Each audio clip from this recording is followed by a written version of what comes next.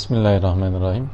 Selamun Aleyküm sevgili helal gıda takipçileri. Farklı bir perspektiften una bakmaya çalışacağız sizlerle birlikte. Gerek nötr tadı gerekse kolay ulaşılabilmesi hasebiyle daha çok insanların ta eski kültürlerden beri çok sık tükettiği kaynaklardan bir tanesi.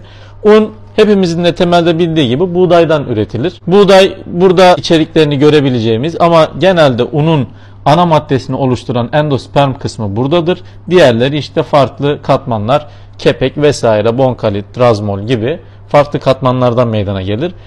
Öncelikle fabrikaya alınan buğdaylar bir ön temizlikten geçirilir. Fabrikada buğday silolarına alınır. Üretime alınacağı zaman mıknatısla metal ayırıcılar, taş ayırıcılar, diğer yabancı maddeler, yabancı otlar veya işte kırık buğdaylar vesaire ayrılır. Çünkü kırık buğdaylar enzimatik aktivitesi başladığı için çok fazla istenmez.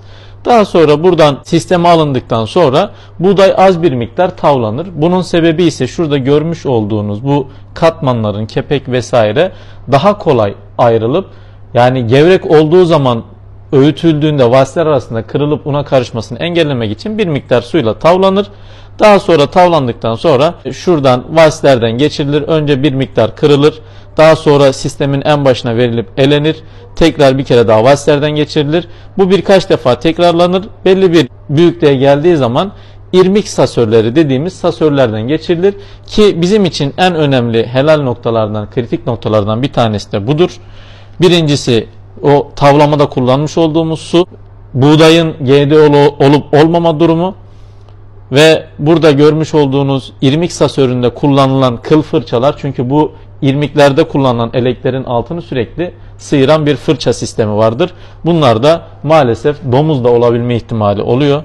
Bunları kontrolünü yaptıktan sonra helal kritik noktalar olarak un yavaş yavaş sistemden ayrılıyor. Bir miktar biriktiriliyor ve en son un silolasına alınacağı zaman veya tamamen sevkiyata verileceği zaman dinlendirmeden hemen önce takviye, yani unun normalde doğasında Hazreti Allah tarafından verilmiş olan enzimler, biliyorsunuz endüstriyel üretimlerde çok hızlı üretim yapılabilmesi için bu alfa amilaz, hemiselülaz, lipaz, oksidaz veya benzeri birçok enzim, buğdayın doğasında bulunan enzim dışarıdan takviye edilmesi gerekiyor ve o da bu aşamada yapılıyor.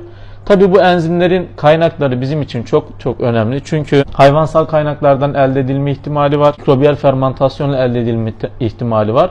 Ve bunlar da maalesef helal haram noktasında bir Müslümanın şiddetle kaçınması gereken veya araştırıp kaynağını, menşeini öğrenmesi gereken en önemli unsurlardan bir tanesi. Kısaca helal kritik noktaları özetlersek: 1.